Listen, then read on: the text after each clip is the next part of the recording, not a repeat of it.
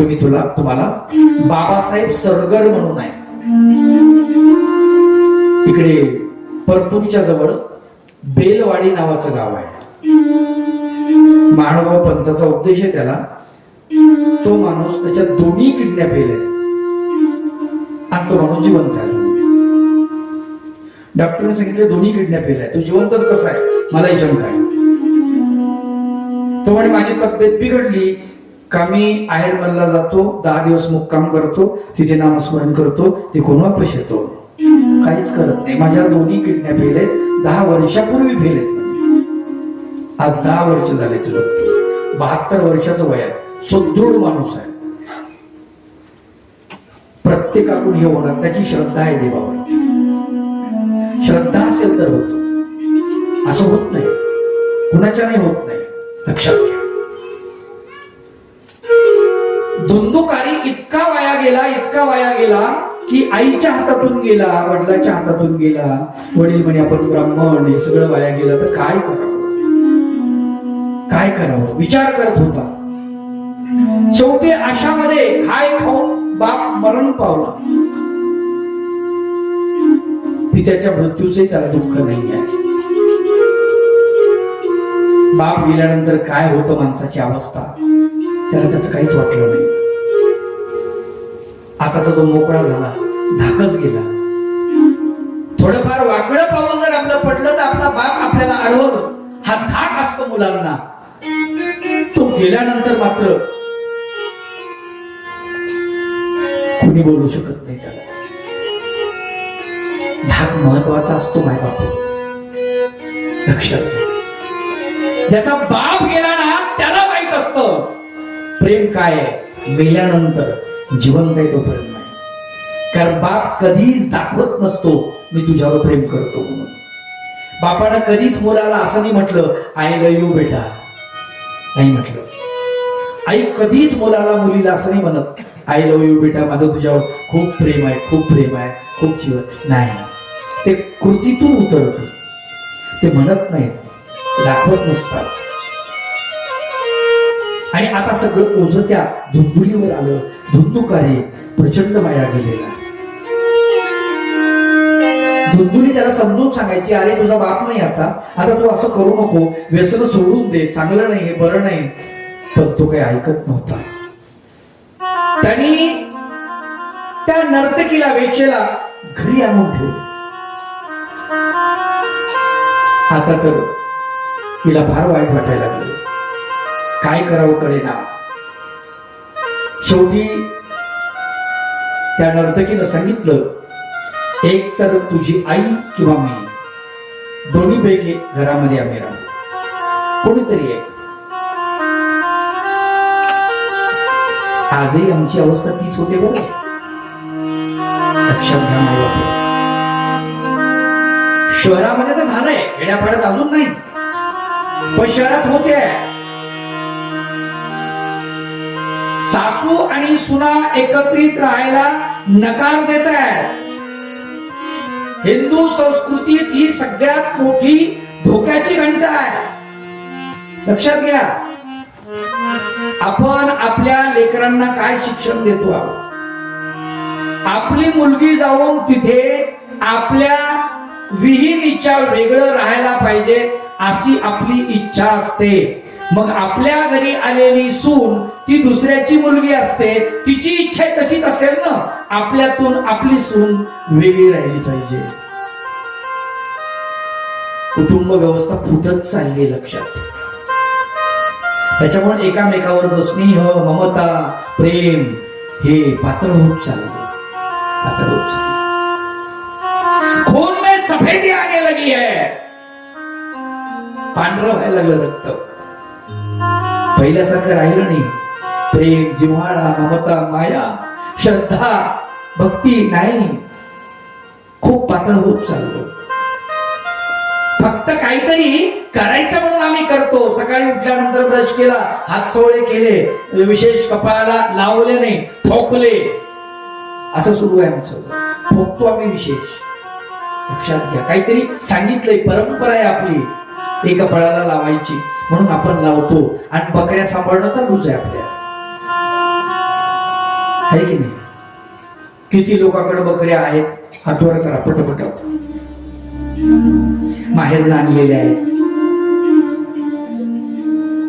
कशासाठी? पैसे वाढवायची होती. काही लोक म्हणले देवा भाऊन बकऱ्या दिल्या. देवा भाऊ माहिती? हा, देवा भाऊ कोणता? मुख्यमंत्री साहेब, हा, देवेंद्र फडणवीस. मुख्यमंत्र्यांनी दिलं, त्यांनी पैसे दिले, त्यात बकऱ्या घेतले. काहून? तो वाढले पाहिजे. अरे नाही रे बापू, असं नका करू. एक लक्षात घ्या, त्या बकऱ्याचं पिल्लू त्याला किती जीव लावता तुम्ही, लेकरासारखा जीव लावता.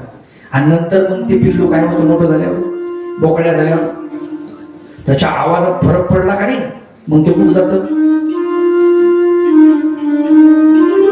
खाटकाच्या दावणीला. बकरी आणि कोंबड, तुम्हाला सांगतो, मिथून, आमचा हा मिथून यावरीचा आहे, उपदेश नाही आहे. तिथं उपदेशी नसलेल्या मराठी माळी लोकांच्या घरी बकरी आहेत का? माझ्या पुरतं तो नाही म्हणतोय असं नका समजू. जाऊन बघा वाटलं असतं विदर्भामध्ये. मराठी माळी माणसं तिकडे बकऱ्या सांभाळत नाही. ठेवतात ही कोणी सांभाळायची? हे बेकार काम आहे. सांभाळत नाही, गाय सांभाळतात. आलं का लक्षात? आम्ही त्याला जीव लावतो आणि शेवटी खाटकाच्या हवाली करतो. बकऱ्या आईनं दिली असेल तर आईकडे पाठवून द्या, बहिणीने दिली असतील तर बहिणीकडे पाठवून द्या. तो पैसा पैसा पाहिजे का तुम्हाला?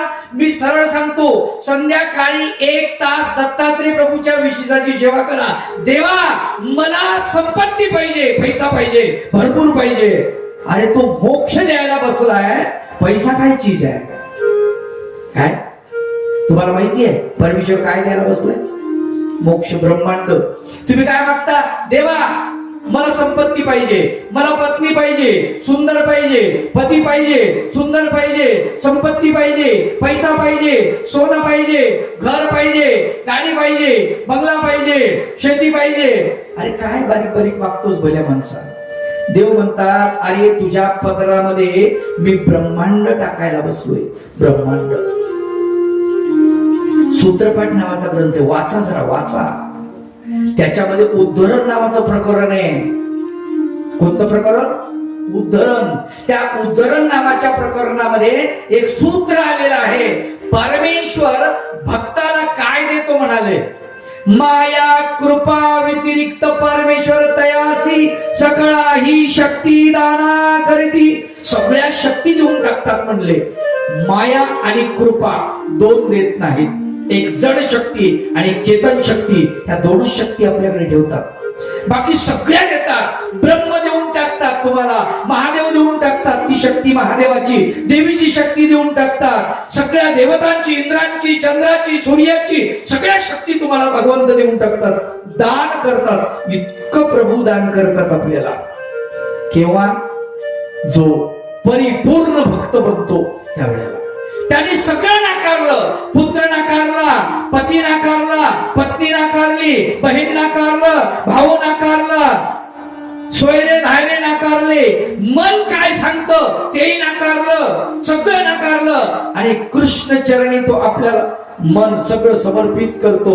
अशा भक्ताला भगवंत हे सगळं देऊन टाकतो, सगळं देऊन टाकतो. म्हणून तो तुकाराम बाबा म्हणतात, कृष्ण माझी माता, कृष्ण माझा पिता, कृष्ण माझी माता, कृष्ण माझा पिता, कृष्ण माझी माता, कृष्ण माझा पिता, कृष्ण माझी माता, कृष्ण माझा पिता. बंधू चुलता, बंधू बोलता, कृष्ण माझा, कृष्ण माझे गुरु, कृष्ण माझे दारू, कृष्ण माझे गुरु, कृष्ण माझे दारू, कृष्ण माझे गुरु,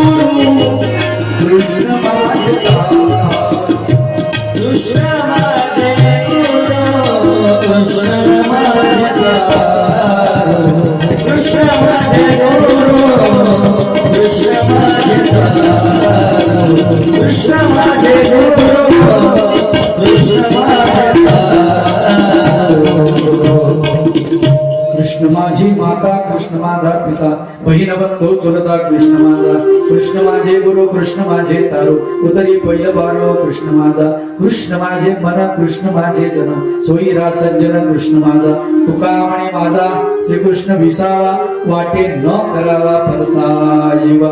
लक्षात घ्या, सगळे नातेसंबंध सगळे टोटल सगळं बाजूला केलं आणि कृष्ण, फक्त कृष्ण तो पुढे ठेवला. अशा भक्ताला भगवंत सगळं देऊन टाकतो, सगळं देऊन टाकतो.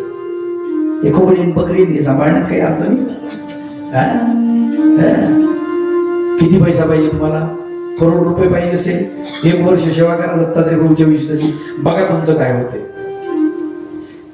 पहा तुम्ही करून तर बघा काय फरक पडतो, आहे की नाही?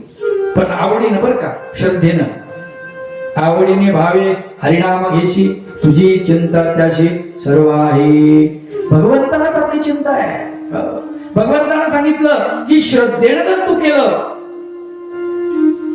तर तुझा सगळं मी चालवतो, तुझा चरितार्थ मी चालवतो.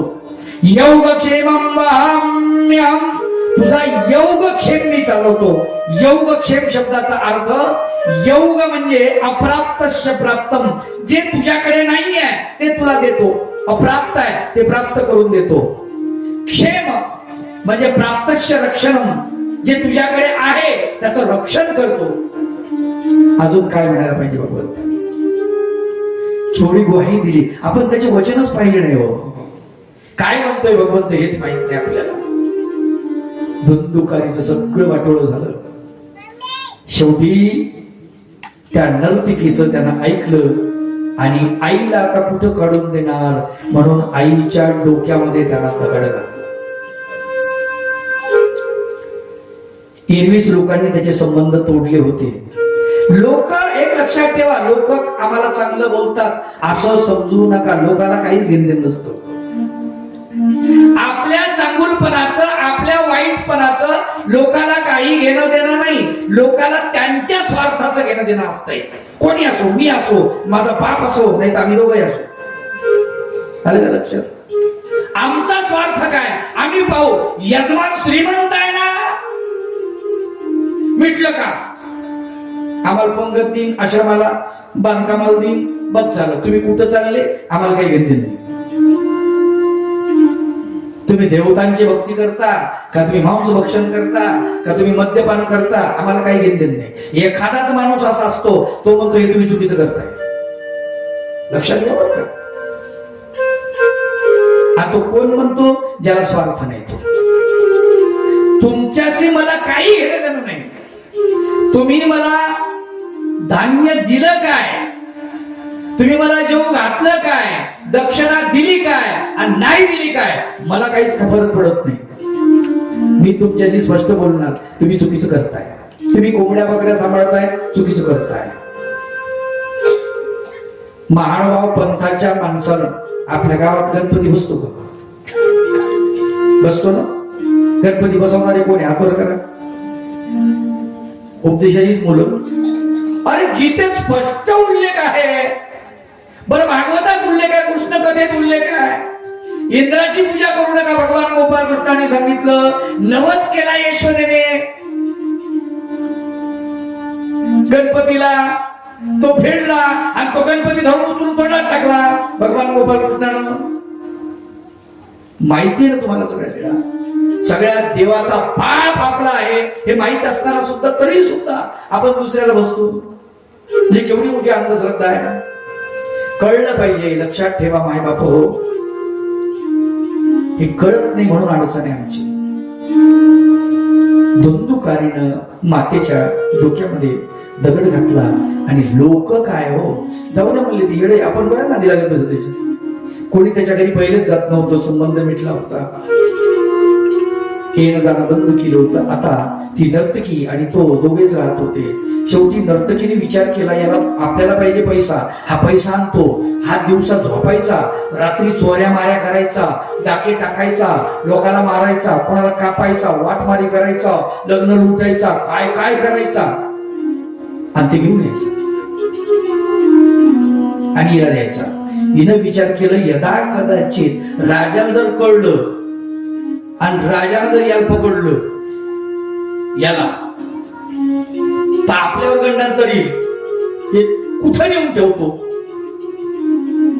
आता आपल्याकडे भरपूर झाले म्हणजे 2-4 किलो, याच्या डोक्यात दगड घालू आणि याला इथंच खतम करून आपण निघून जाऊ.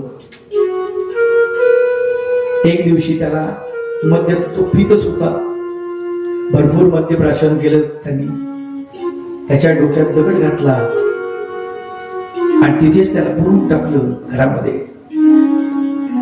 आणि ती नर्तकी निघून गेली. इकडे काशीमध्ये अभ्यास करत असणारा त्याचा भाऊ गोकर्ण, याला कळलं आपले वडील सरले, आई सरली आणि आपला भाऊ सरला. त्याने तिथं त्याची उत्तर क्रिया केली सगळी. भागवत सांगतं बरं काय, लक्षात ठेवा. हा धुंदुकारी त्याच्या स्वप्नामध्ये गेला गोकर्णाच्या, कारण तो पंडित होता, महाज्ञानी होता. गोकर्ण पंडितो ज्ञानी धुंदुकारी महाखल. धुंदुकारी खल आहे, दुष्ट आहे. गोकर्ण मात्र पंडित आहे, ज्ञानी आहे, सदाचारी आहे, सत्शील आहे, सदाचरणी आहे. तो म्हणतो, दादा अरे मी भूत योनीला गेलो, मला याच्यातून सोडव. अरे म्हणे तुझं श्राद्ध घातलं मी तिथे, आता काय? नाही म्हणे माझं मी मुक्तच झालो नाही, मला याच्यातून सोडवा. अरे कसं काय? विचार, कोणाला विचार? मग तो विचारतो, याला विचार, त्याला विचार, इकडे जातो तिकडे जातो, विचारतो. मग त्याला कोणीतरी सांगतं की भागवत श्रवण जर केलं, त्याला जर भागवत ऐकवलं तर तो पिशाच्च्या योनीतून मुक्त होईल. हा गोकर्ण काशीवरून त्या गावामध्ये येतो, दरवाजा लावलेला असतो, तिकडच्या गल्लीनं सुद्धा कोणी जात नाही, दिवसा जायला भीती वाटते. तो दरवाजा उघडतो, कुलूप तोडतो, आतमध्ये जातो, विहिरीवरून पाणी आणतो, सेन आणतो, सारून काढतो, रांगोळ्या काढतो, तोरण वगैरे बांधतो, फुलं आणतो, चौरंगावरती ग्रंथाला ठेवतो, नमस्कार घालतो, आपण स्नान करतो आणि स्नान करून ग्रंथ पठण करायला बसतो गोकर्ण. आणि जसं जसं त्याचं पठण सुरू झालं, तुम्हाला सांगतो 7 दिवस तो अखंड ग्रंथ वाचतोय श्रीमद भागवत. दररोज तिथे दारामध्ये असलेलं वेळूचं झाड असतं, त्या वेळूच्या पेटामध्ये त्या प्रत्येक गाठीत त्याचा आत्मा बसलेला असतो. दररोज एक एक गाठ फुटत असते. एक दिवस संपला की एक गाठ अशी पटकन फुटते, आवाज येतो प्रचंड प्रमाणात. असं करत करत 7 दिवस पर्यंत 7 गाठी फुटतात आणि धुंदुकारी त्या पिशाच्य योनीतून मुक्त होत. कृष्ण कथेची महती आहे, भागवताची महती आहे. भागवत ऐकल्यानंतर पिशाच्य योनीमध्ये असलेला धुंदुकारी सुद्धा मुक्त होऊ शकतो. पण श्रद्धेनं ऐकलं तर आपण जिवंत हाडामासाची माणसं, आपल्याला मुक्ती मिळणार नाही का? आपल्याला भगवंत मिळणार नाही का? काय पाहिजे ते मिळू शकते आपल्याला. देवानं सांगितलं काय पाहिजे ते घे बाबा, काय पाहिजे ते घे, मी तुझा सगळा योगक्षेम चालवतो, तुला सगळं देतो, फक्त तू भक्ती भावानं मला शरण तरी ये. नाही का? आपण भगवंताला शरण जात नाही, त्याला शरण गेलं पाहिजे आणि शरण जाऊन त्याला प्रार्थना केली पाहिजे, हे भगवंता मी तुला सर्वसंग परित्याग करून तुला शरण आलो आहे, असं भगवंताला म्हणायला पाहिजे. पण आपण शरण जात नाही. तिसरा भाग सांगितला जातो भागवत कथेचा. वृंदावनामध्ये भक्ती उदयाला आलेली आहे. आजही तिकडे जातो मी, लोक राधे राधे राधे कृष्णा, बघा दिवसभर राधे कृष्णा राधे कृष्णा कृष्णा कृष्णा राधे राधे दिवसभर चालतो. दिवसभर लोक वेडे झाले. ज्ञान. ज्ञानाचा प्रवास मात्र नाहीये, फार कमी आहे.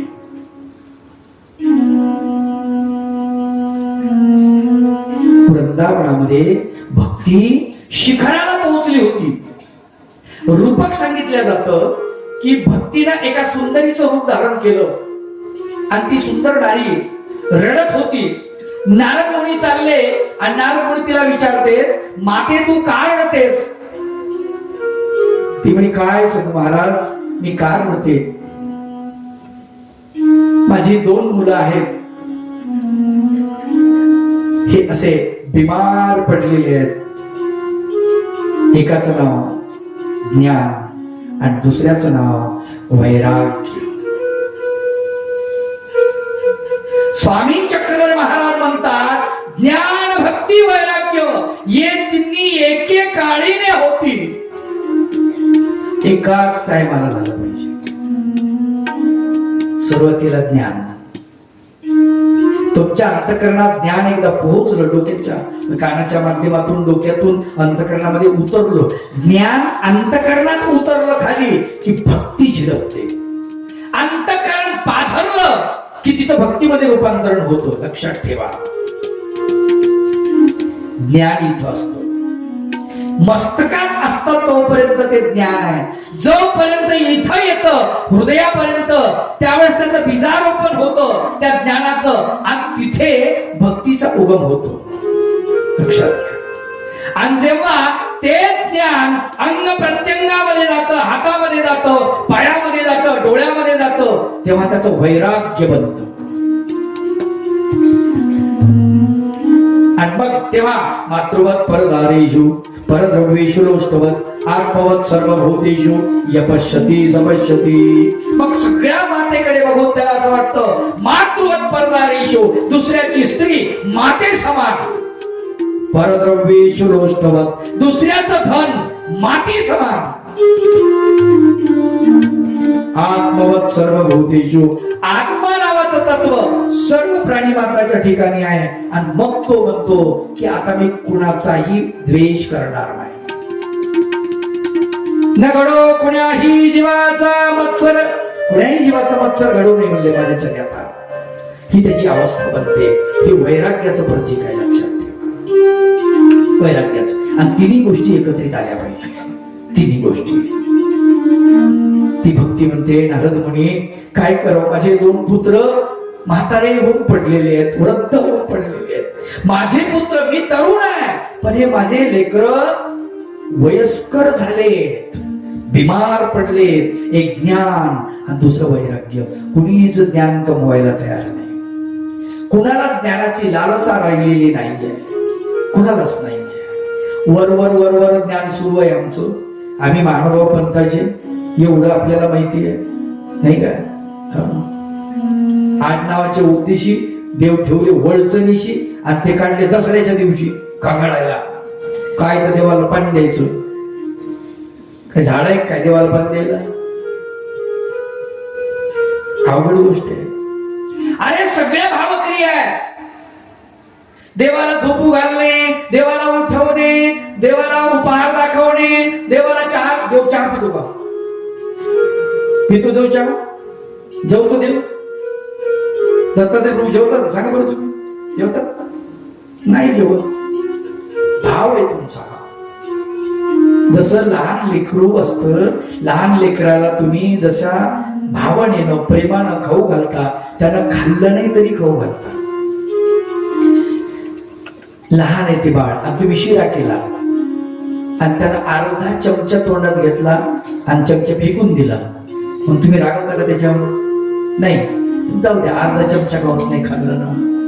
मग असं देवाला उपहार दाखवण्यासाठी तुम्ही करता का पदार्थ? किती पदार्थ करता घरी? बाजारातून नाही, घरी. आमच्याकडे मी बरेच वेळेस पाहतो, आता 45 वर गेलो ना, तिथं देवाला उपहार येतात. उपहारामध्ये प्रामुख्यानं काय असतं? आपल्या लोकांचा शिरा, गोड पदार्थ, सोपा, रवा टाकला, भाजला, पाणी ओतलं, साखर ओतलं, झाला शिरा. त्याला काय सोपा पदार्थ नाही का? आपण म्हणतो गोड शिरा. अरे त्याला चव नाही ते शिऱ्याला, आणि शिरा करून राहिलो आपण. आपल्याला खायचं काही पठ्ठे 72 तास आहेत, आपल्याला नाही मला शिरा नको, आणि देवाला कशाला आणला म्हणतो. माझ्यासोबत काही येते आता शिरा घ्या ना, मोपाला कशाला आणला म्हणून. तुला चालत नाही आणि देवाला शिरा. लक्षात घ्या, भावक्रिया आहे सगळी. म्हणून भक्ती ही भावक्रियेमध्ये मोडल्या जाते. आणि जोपर्यंत ज्ञान आणि वैराग्य हे आपल्याकडे नसेल, वैराग्य शब्दाचा अर्थ संयम, आपल्याकडे संयम असला पाहिजे. वैराग्य म्हणजे संयम. आमच्याकडे किती संयम होता माहिती, आमच्या पूर्वीच्या बायांमध्ये माणसांमध्ये प्रचंड संयम होता. पूर्वीचे लोक इतका संयम की